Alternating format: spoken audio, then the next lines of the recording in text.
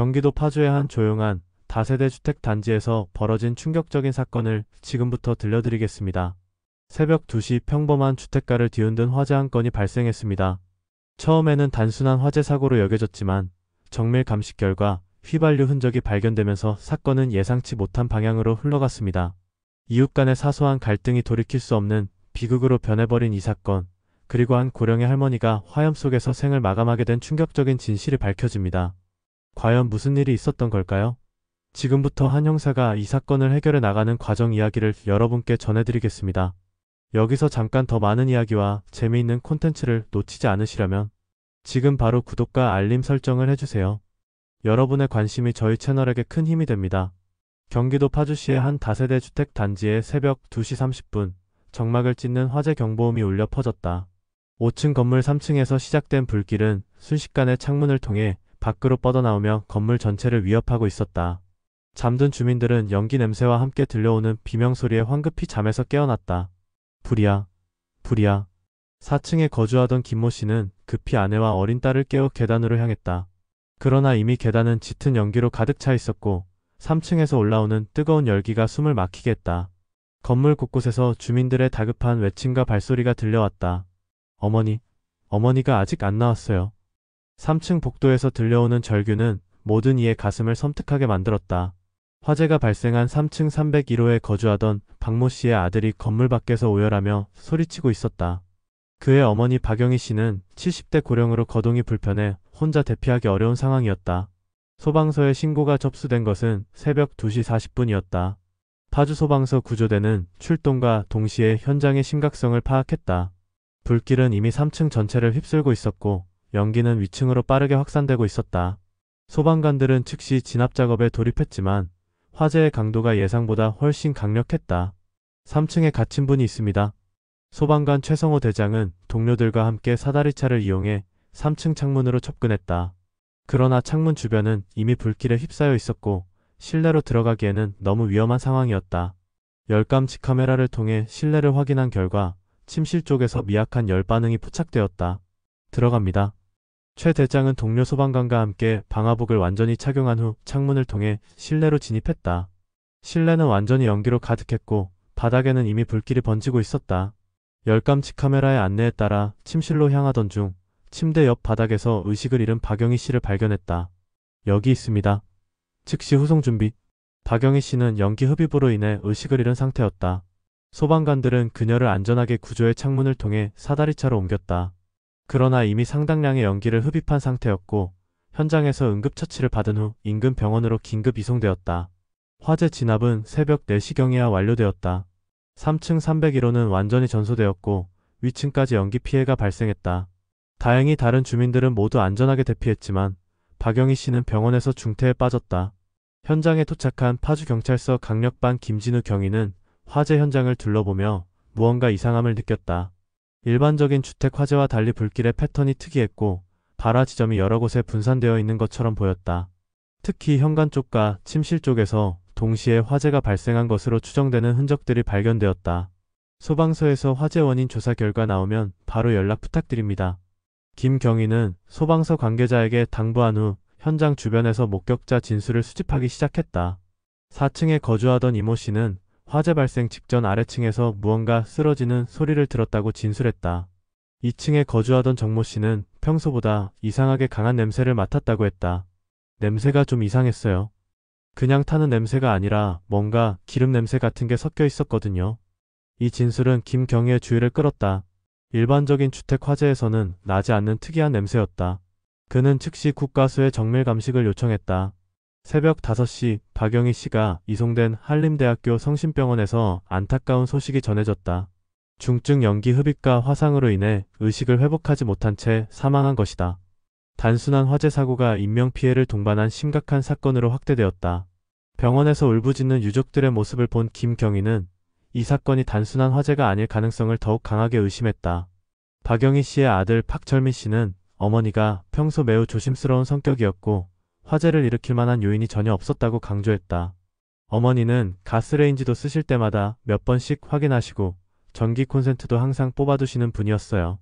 절대 실수로 화재가 날 수 있는 분이 아니에요. 김경희는 박철민 씨로부터 더 자세한 이야기를 들었다. 박영희 씨는 남편을 여러 해 전에 여의고 혼자 살고 있었으며 큰 재산은 없었지만 그 집이 유일한 거주지였다. 특별한 원한 관계나 금전적 문제도 없었다고 했다. 혹시 최근에 어머니께서 누군가와 다투셨거나 불편한 관계에 있던 사람이 있었나요? 글쎄요. 특별히 그런 건 없었던 것 같은데. 아, 그런데 며칠 전에 아래층에 사는 조모 씨가 어머니께 좀 큰 소리를 낸 적이 있었어요. 박철민 씨의 진술에 따르면 일주일 전쯤 2층에 거주하던 조상현 씨가 박영희 씨와 층간소음 문제로 다툼이 있었다고 했다.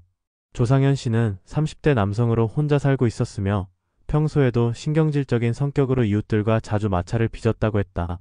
김경희는 즉시 조상현 씨를 찾아 사정을 들어보기로 했다. 그러나 이상하게도 조상현 씨는 화재 발생 후 어디론가 사라진 상태였다. 2층 201호 문을 두드려도 아무 반응이 없었고 이웃들도 화재 발생 후 그를 본 사람이 없었다. 조상현 씨가 언제부터 안 보였는지 기억나시나요? 김경희가 같은 층에 거주하던 주민에게 물었다. 202호에 거주하던 김모 씨는 화재 발생 당시 조상현 씨를 보지 못했다고 진술했다. 일반적으로 이런 응급 상황에서는 모든 주민이 밖으로 나오는 것이 당연한데 조상현 씨만 보이지 않았다는 것이다. 혹시 며칠 전에 위층 할머니와 다퉜다는 얘기 들으셨나요? 아, 그거요? 정말 심하게 다퉜어요. 조상현 씨가 완전히 화를 내면서 소리를 지르더라고요. 할머니가 밤에 텔레비전 소리가 크다고 하셨는데 조상현 씨가 나이 많다고 함부로 말하지 말라면서 정말 화를 내셨어요. 이 진술은 김경희에게 중요한 단서가 되었다. 그는 즉시 조상현 씨의 행방을 찾기 위해 수사망을 확대했다. 동시에 국과수의 정밀 감식 결과를 기다리며 이 사건이 단순한 화재가 아닐 가능성에 대해 더욱 확신을 갖게 되었다. 새벽 6시 해가 뜨기 시작할 무렵 화재 현장은 여전히 연기가 피어오르고 있었다. 김경희는 현장을 다시 한번 꼼꼼히 살펴보며 증거를 수집했다. 과연 이 화재는 우연한 사고였을까? 아니면 누군가의 치밀한 계획에 의한 것일까? 그의 수사는 이제 막 시작되었다. 오전 9시 국립과학수사연구원의 화재감식 전문가 한민수 연구관이 현장에 도착했다. 그는 20여 년간 수많은 화재 사건을 담당해온 베테랑으로 화재 현장만 봐도 대략적인 원인을 파악할 수 있는 전문가였다. 그러나 이번 현장은 그의 경험으로도 쉽게 판단하기 어려운 복잡한 양상을 보이고 있었다. 일단 발화 지점이 여러 곳인 것 같습니다. 한 연구관은 김진우 경위에게 초기 소견을 전했다. 일반적인 전기 화재나 가스 화재와 달리 현관 부근과 침실, 그리고 베란다 쪽에서 동시다발적으로 화재가 발생한 것으로 보인다는 것이었다. 이는 자연 발화나 실수에 의한 화재가 아님을 강력히 시사하는 증거였다. 특히 여기 바닥을 보세요. 한 연구관은 현관 바닥을 가리키며 설명했다. 타일 바닥에는 일반적인 화재 패턴과 다른 특이한 연소, 흔적이 남아 있었다.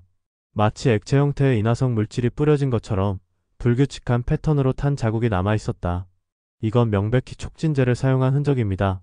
아마 휘발유나 신어 같은 것을 사용했을 가능성이 높습니다.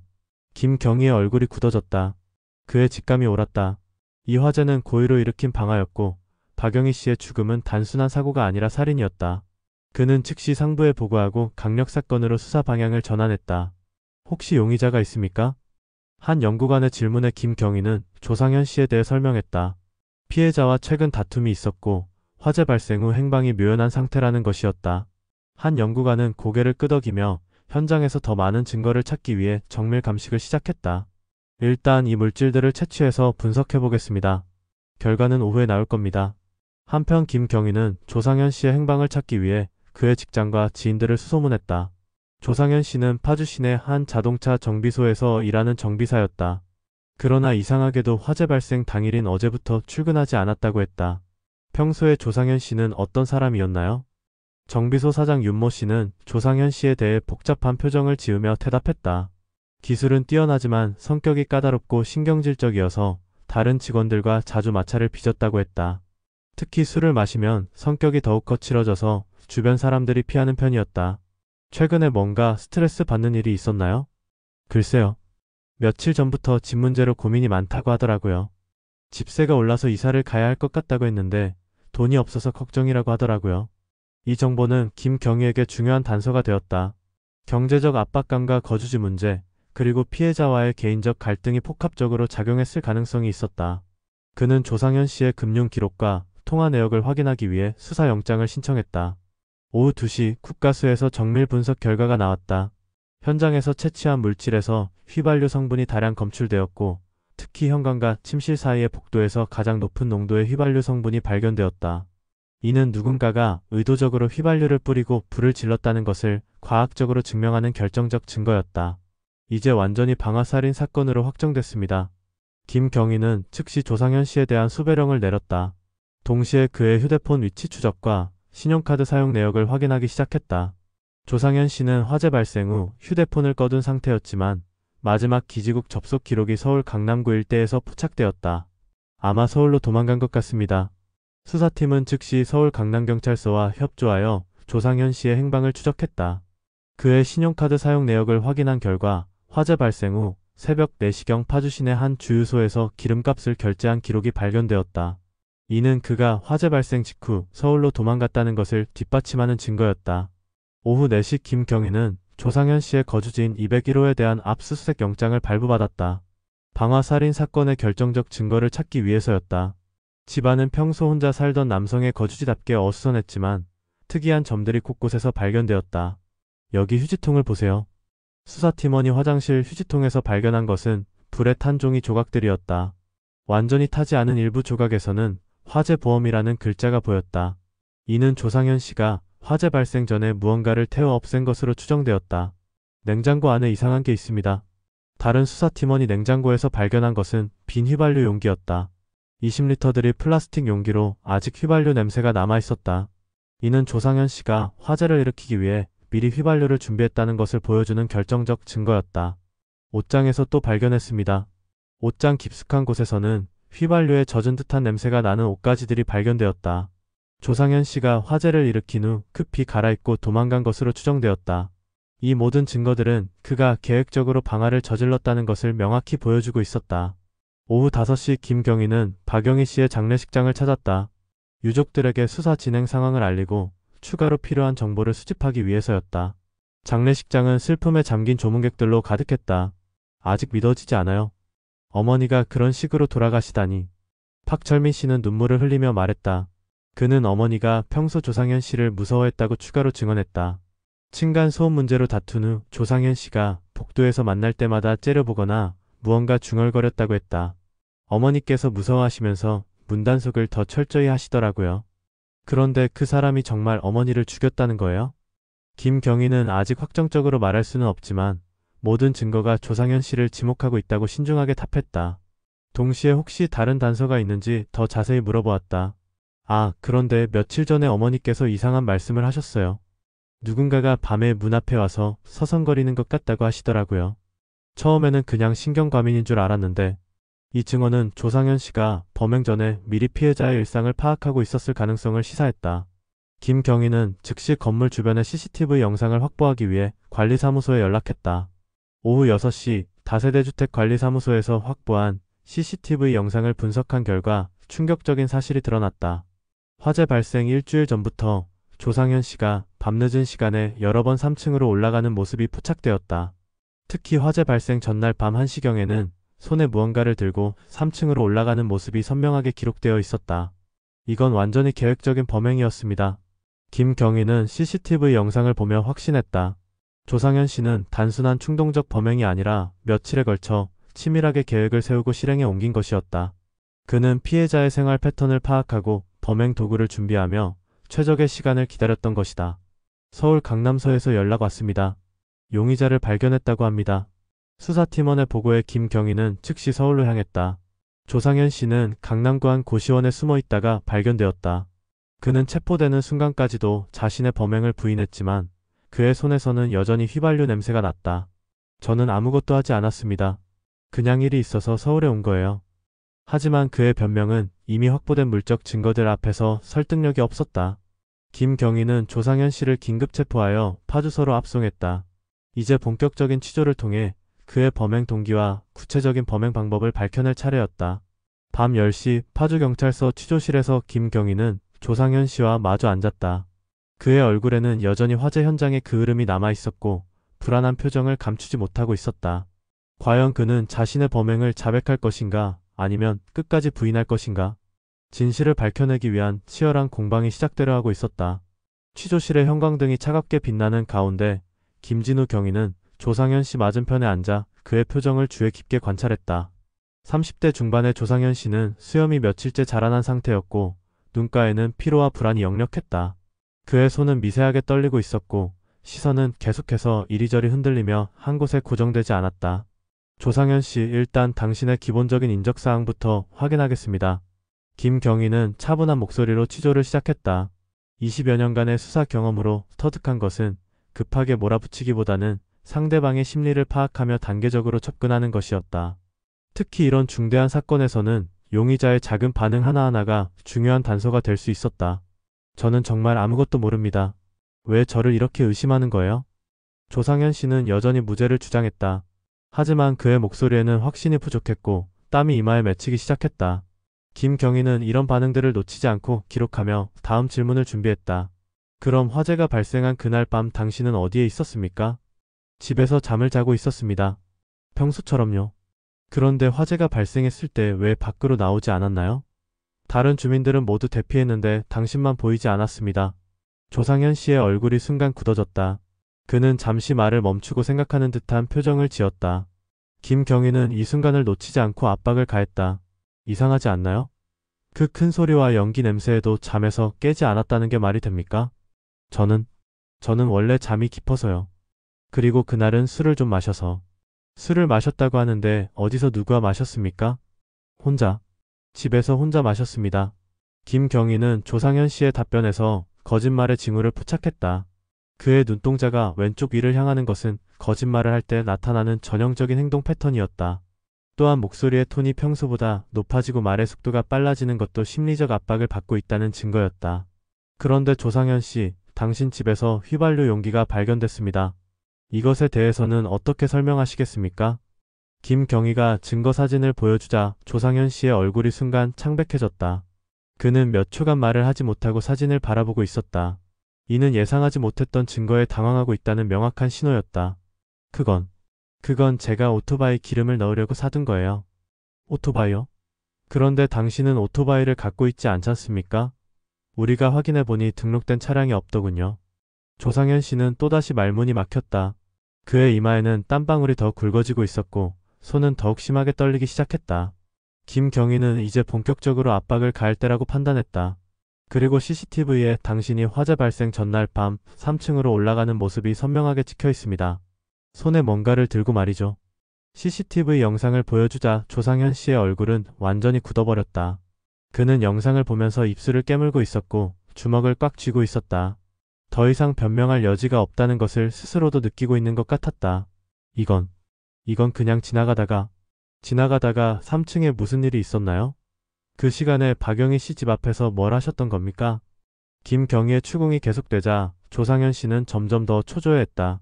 그는 자꾸 시계를 보며 불안해했고 다리를 떨면서 심리적 압박감을 드러내고 있었다. 조상현 씨, 우리는 이미 모든 증거를 확보했습니다. 현장에서 발견된 휘발유 성분, 당신 집에서 나온 빈 용기, CCTV 영상, 그리고 목격자 진술까지. 이제 당신이 할 일은 정직하게 사실을 말하는 것입니다. 김경희는 지금까지 확보한 모든 증거들을 체계적으로 제시했다. 물적 증거와 정황 증거가 모두 조상현 씨를 가리키고 있었고 더 이상 부인할 수 없는 상황이었다. 저는 정말 죽일 생각은 아니었어요. 마침내 조상현 씨의 입에서 인정하는 말이 나왔다. 김경희는 속으로 안도의 한숨을 쉬었다. 이제 구체적인 범행 경위를 밝혀낼 차례였다. 그럼 처음부터 차근차근 말해보세요. 왜 그런 일을 저질렀습니까? 조상현 씨는 한동안 고개를 숙이고 있다가 천천히 입을 열었다. 그의 목소리는 떨리고 있었고 죄책감과 후회가 섞여 있었다. 박영희 할머니가 자꾸 저한테 시비를 걸었어요. 밤늦게 텔레비전 소리가 크다고, 복도에서 담배 피운다고, 음식 냄새가 난다고. 매일매일 뭔가 불만을 제기했어요. 그래서 화가 나서 방화를 저질렀다는 겁니까? 아니에요. 처음에는 그냥 겁만 주려고 했어요. 문 앞에 휘발유를 조금 뿌리고 라이터로 위험만 하려고 했는데. 조상현 씨는 자신의 범행 계획을 털어놓기 시작했다. 그는 박영희 씨에게 복수하고 싶어서 며칠 동안 계획을 세웠다고 했다. 처음에는 단순한 위협 정도로 생각했지만 점점 더 구체적이고 위험한 계획으로 발전했다고 했다. 그런데 왜 실제로 불을 질렀습니까? 그날 밤에 올라가서 문을 두드렸는데 할머니가 문을 열어주지 않았어요. 오히려 저한테 소리를 지르면서 경찰에 신고하겠다고 했어요. 그 순간 머리가 완전히 돌아버렸어요. 조상현 씨의 진술에 따르면 그는 화재 발생 당일 새벽 1시경 미리 준비해둔 휘발유를 들고 3층으로 올라갔다. 박영희 씨의 문을 두드리며 대화를 요구했지만 박영희 씨는 문을 열어주지 않았고 오히려 경찰에 신고하겠다고 위협했다. 그래서 현관 앞에 휘발유를 뿌리고 불을 질렀다는 겁니까? 처음에는 정말 것만 주려고 했어요. 그런데 불이 너무 빨리 번져서 제가 생각했던 것보다 훨씬 크게 번졌어요. 김경희는 조상현 씨의 진술을 들으며 그의 범행이 계획적이면서도 충동적인 면이 복합적으로 작용했음을 파악했다. 그는 며칠에 걸쳐 범행을 계획했지만 실제 범행 순간에는 감정에 휩쓸려 예상보다 큰 화재를 일으킨 것이었다. 불이 번지는 것을 보고도 신고하거나 구조 요청을 하지 않았습니까? 무서워서 그냥 도망쳤어요. 나중에 뉴스에서 할머니가 돌아가셨다는 걸 알고 정말 후회했어요. 조상현 씨는 자신의 범행 후 행동에 대해서도 상세히 진술했다. 그는 화재를 일으킨 후 즉시 자신의 집으로 돌아가 증거를 인멸하려 했다. 화재 보험 관련 서류들을 태우고 휘발유에 젖은 옷들을 옷장 깊숙이 숨겼다. 그리고 새벽 4시경 급히 서울로 도망쳤다. 왜 서울로 도망갔습니까? 처음에는 그냥 멀리 가서 숨어 있으면 될 줄 알았어요. 경찰이 저를 의심할 거라는 생각은 못했어요. 김경희는 조상현 씨의 진술을 통해 그가 범행 후의 상황을 제대로 예측하지 못했다는 것을 알 수 있었다. 그는 단순한 화재로 처리될 것이라고 생각했고 자신이 용의자로 지목될 가능성을 간과했던 것이다. 박영희 씨가 죽을 것이라는 생각은 하지 못했습니까? 정말 몰랐어요. 그분이 거동이 불편하다는 건 알았지만 소방서에서 금방 구조해 줄 거라고 생각했어요.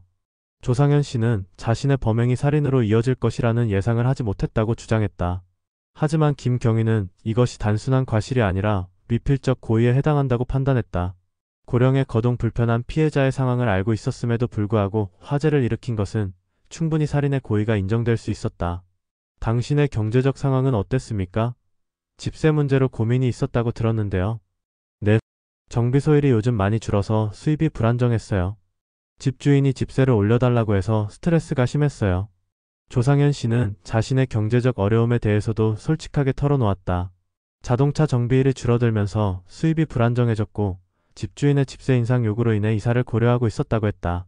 이런 경제적 압박감이 이웃과의 갈등과 맞물리면서 극단적인 선택으로 이어진 것이었다. 새벽 2시 장시간의 취조 끝에 조상현 씨는 자신의 모든 범행을 자백했다. 그는 현주 건조물 방화치사 혐의로 구속영장이 신청될 예정이었다. 김경희는 취조록을 정리하며 이 사건의 비극성을 다시 한번 실감했다. 사소한 이웃 간의 갈등이 돌이킬 수 없는 비극으로 이어진 것이다. 만약 조상현 씨가 좀 더 이성적으로 문제를 해결하려 했다면 혹은 박영희 씨가 좀 더 관대하게 대했다면 이런 일은 일어나지 않았을 것이다. 하지만 이제 모든 것이 돌이킬 수 없는 상황이 되어버렸다. 김경희는 조상현 씨를 유치장으로 인계한 후 박영희 씨의 유족들에게 사건 해결 소식을 전했다. 범인이 잡혔다는 소식에 유족들은 안도했지만 동시에 깊은 상실감과 분노를 감추지 못했다. 이제 남은 것은 법정에서의 정의 실현뿐이었다. 수원지방법원 파주지원의 법정에는 이른 아침부터 사람들이 몰려들기 시작했다. 파주 다세대 주택 방화살인 사건의 첫 공판이 열리는 날이었다. 방청석에는 박영희 씨의 유족들과 같은 동네 주민들, 그리고 이 사건에 관심을 가진 시민들이 자리를 가득 메웠다. 모두의 시선이 피고인석을 향해 있었다. 오전 10시 정각, 판사의 입정과 함께 조상현 피고인이 수갑을 찬 채 법정에 들어섰다. 한 달 전 구속된 이후 그의 모습은 많이 변해 있었다. 살이 빠져버리 움푹 들어갔고 눈가에는 깊은 그늘이 드리워져 있었다. 그는 고개를 숙인 채 피고인석에 앉았고 방청석에서 들려오는 유족들의 한숨소리에도 고개를 들지 못했다. 피고인 조상현 기립하십시오. 판사의 엄숙한 목소리가 법정에 울려 퍼졌다. 조상현은 떨리는 다리로 일어서며 재판장을 바라보았다. 그의 얼굴에는 죄책감과 후회가 역력했지만 이미 돌이킬 수 없는 상황이었다. 검사는 공소사실을 낭독하십시오. 담당 검사인 이정민 검사가 일어서서 기소장을 펼쳤다. 그녀는 20여 년간 강력사건을 담당해온 베테랑 검사로 이번 사건의 중대성을 깊이 인식하고 있었다. 피고인 조상현은 지난해 12월 15일 새벽 2시경 경기도 파주시 교화동 소재 다세대 주택 3층 301호에서 피해자 박영희와의 층간 갈등으로 인한 원한을 품고 미리 준비한 휘발유 20리터를 피해자의 집 현관과 실내에 살포한 후 라이터로 점화하여 화재를 발생시켰습니다. 검사의 목소리는 차분했지만 단호했다. 방청석에서는 조용한 흐느낌 소리가 들려왔다. 박영희 씨의 아들 박철민 씨는 주먹을 꽉 쥐고 있었고 그의 아내는 손수건으로 눈물을 닦고 있었다. 이로 인해 피해자 박영희는 연기 흡입과 화상으로 사망에 이르렀으며 다세대 주택 3층 전체가 전소되어 재산 피해 2억 5천만 원이 발생했습니다. 피고인의 행위는 현주 건조물 방화치사죄에 해당합니다. 검사가 공소사실 낭독을 마치자 판사는 피고인에게 물었다. 피고인은 지금 낭독한 공소사실에 대해 어떻게 진술하겠습니까? 조상현은 한동안 말을 하지 못하고 있다가 떨리는 목소리로 대답했다. 죄송합니다. 모든 것이 제 잘못입니다. 그의 목소리는 거의 들리지 않을 정도로 작았다. 판사는 다시 한번 확인했다. 공소사실을 모두 인정한다는 뜻입니까? 네, 인정합니다. 조상현의 자백에 방청석에서는 복잡한 반응이 나왔다. 일부는 안도의 한숨을, 일부는 분노의 중얼거림을 보였다. 판사는 방청석을 향해 정숙을 당부한 후 증인 신문을 시작했다. 첫 번째 증인으로는 사건을 수사한 김진우 경위가 증인석에 섰다. 그는 수사 과정에서 확인한 사실들을 체계적으로 증언했다. 피고인은 범행 일주일 전부터 피해자의 생활 패턴을 관찰했으며 휘발유를 미리 구입하여 범행을 계획했습니다. 이는 CCTV 영상과 주유소 결제 기록을 통해 확인되었습니다. 김경희의 증언은 조상현의 범행이 우발적이 아닌 계획적이었음을 명확히 보여주었다. 변호인은 반대 신문에서 피고인의 정신적 상태와 경제적 어려움을 강조하려 했지만 증거 앞에서는 한계가 있었다. 두 번째 증인으로는 국가수의 한민수 연구관이 나왔다. 그는 화재 감식 결과를 상세히 설명했다. 현장에서 채취한 시료에서 다량의 휘발유 성분이 검출되었으며 발화 지점이 여러 곳에 분산되어 있어 인위적 방화가 명확히 확인되었습니다. 피해자의 사인은 연기 흡입에 의한 일산화탄소 중독사였습니다. 과학적 증거는 조상현의 범행을 더욱 명확하게 입증했다. 그가 단순히 위험만 하려 했다는 주장도 휘발유의 사용량과 살포 범위를 볼 때 설득력이 떨어졌다. 세 번째 증인으로는 같은 건물에 거주했던 이웃 주민들이 차례로 증언했다. 그들은 피고인과 피해자 간의 갈등 상황과 화재 당시의 상황을 생생하게 증언했다. 조상현 씨는 평소에도 성격이 거칠었어요. 박영희 할머니한테 큰 소리를 내는 걸 여러 번 봤습니다. 할머니는 무서워하시면서도 참고 지내셨는데 주민들의 증언을 통해 조상현의 평소 성격과 피해자와의 관계가 상세히 드러났다. 그는 경제적 스트레스와 개인적 성격 문제가 복합적으로 작용하여 극단적 선택을 한 것으로 파악되었다. 오후 2시 점심 휴정 후 피해자 유족의 진술이 시작되었다. 박철민 씨가 증인석에 서자 법정안은 숙연해졌다. 그는 떨리는 목소리로 어머니에 대한 그리움과 피고인에 대한 분노를 토로했다. 어머니는 평생 남에게 해끼치는 일 없이 착하게 사셨습니다. 아버지 돌아가신 후 혼자서도 꿋꿋하게 버텨오셨는데 이런 식으로 돌아가시다니 정말 억울합니다. 박철민 씨의 목소리가 점점 높아졌다. 그는 조상현을 바라보며 격정적으로 말했다. 저는 피고인을 용서할 수 없습니다. 어머니의 마지막이 얼마나 무서우셨을지 생각하면 지금도 잠을 잘 수가 없어요. 그의 진술에 방청석 곳곳에서 흐느낌 소리가 들려왔다. 조상현은 고개를 더욱 깊이 숙이며 손으로 얼굴을 가렸다. 그의 어깨가 작게 떨리고 있었다. 어머니께서 마지막에 얼마나 무서우셨을지, 얼마나 아프셨을지 생각만 해도 가슴이 찢어집니다. 피고인은 반드시 그에 합당한 처벌을 받아야 합니다. 박철민 씨의 진술이 끝난 후 변호인의 최종 변론이 시작되었다. 국선 변호인으로 선임된 정수현 변호사는 피고인의 정상 참작 사유들을 제시했다. 피고인은 경제적 어려움과 정신적 스트레스에 시달리던 중 우발적으로 범행을 저질렀습니다. 처음부터 살인의 고의가 있었던 것은 아니며 현재 깊이 반성하고 있습니다. 하지만 변호인의 주장은 이미 확보된 증거들 앞에서 설득력이 부족했다. 며칠에 걸친 계획과 준비 과정은 우발성을 부정하는 명확한 증거였다. 검사의 최종 구형이 시작되었다. 이정민 검사는 엄숙한 표정으로 일어서서 말했다. 피고인의 범행은 계획적이고 잔혹합니다. 사소한 이웃 간 갈등을 극단적 방법으로 해결하려 한 것은 용납될 수 없습니다. 특히 고령의 거동 불편한 피해자의 상황을 알면서도 화재를 일으킨 것은 미필적 살인 고의가 명확히 인정됩니다. 검사는 조상현의 범행이 사회에 미친 영향과 유족들의 고통을 강조했다. 이 사건은 우리 사회의 이웃 간 갈등이 어떤 비극적 결과를 초래할 수 있는지 보여주는 사례입니다. 피고인에게는 엄중한 처벌이 필요하며 검찰은 무기징역을 구형합니다. 검사의 구형에 방청석에서는 박수 소리가 터져나왔다. 판사는 정숙을 당부했지만 유족들의 마음을 충분히 이해할 수 있었다. 마지막으로 피고인의 최후 진술 시간이 주어졌다. 조상현은 떨리는 다리로 일어서서 유족들을 향해 고개를 숙였다. 박영희 할머니와 유족분들께 정말 죄송합니다. 제가 저지른 일은 변명의 여지가 없는 끔찍한 범죄였습니다. 그의 목소리는 울음 섞여 있었다. 돌아가실 줄 몰랐다는 게 변명이 될 수는 없습니다. 제 잘못된 선택으로 인해 소중한 생명을 잃게 하고 유족분들께 평생 지울 수 없는 상처를 드린 것에 대해 죄송하다는 말로는 부족합니다. 조상현은 잠시 말을 멈추고 눈물을 닦았다. 저는 어떤 처벌도 달게 받겠습니다. 남은 평생을 속죄하며 살겠습니다. 정말 죄송합니다. 그의 최후 진술이 끝나자 법정은 깊은 침묵에 휩싸였다.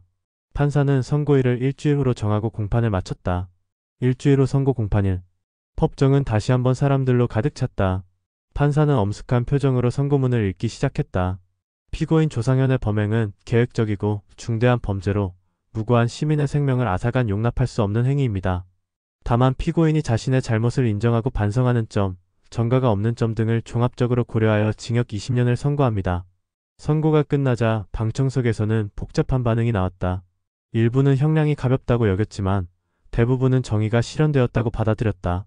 조상현은 선고를 듣고 주저앉았고 법정 경위들의 부축을 받으며 퇴정했다. 사건이 종료된 후 김진우 경위는 박철민 씨와 마지막 인사를 나눴다. 어머니의 원한은 풀렸지만 마음의 상처는 쉽게 아물지 않을 것 같아요. 박철민 씨의 말에 김 경위는 깊이 공감했다. 법적 처벌은 이루어졌지만 잃어버린 생명은 돌아오지 않는다. 이 사건은 우리 사회가 이웃 간의 갈등을 어떻게 해결해야 하는지에 대한 깊은 성찰을 요구하고 있었다. 파주 다세대 주택 방화 살인 사건은 이렇게 막을 내렸다. 하지만 이 사건이 남긴 교훈은 오래도록 기억될 것이다. 사소한 갈등이 돌이킬 수 없는 비극으로 이어질 수 있다는 것, 그리고 서로에 대한 이해와 배려가 얼마나 중요한지를 다시 한번 깨닫게 해주는 사건이었다. 조상현은 20년간 복역하며 자신의 죄를 속죄해야 한다. 그리고 박영희 씨의 유족들은 평생 상처를 안고 살아가야 한다. 이 모든 비극이 조금 더 현명한 선택으로 예방될 수 있었다는 것이 더욱 안타까운 현실이었다. 지금까지 파주 다세대 주택 방화 사건이었습니다. 시청해주셔서 감사합니다.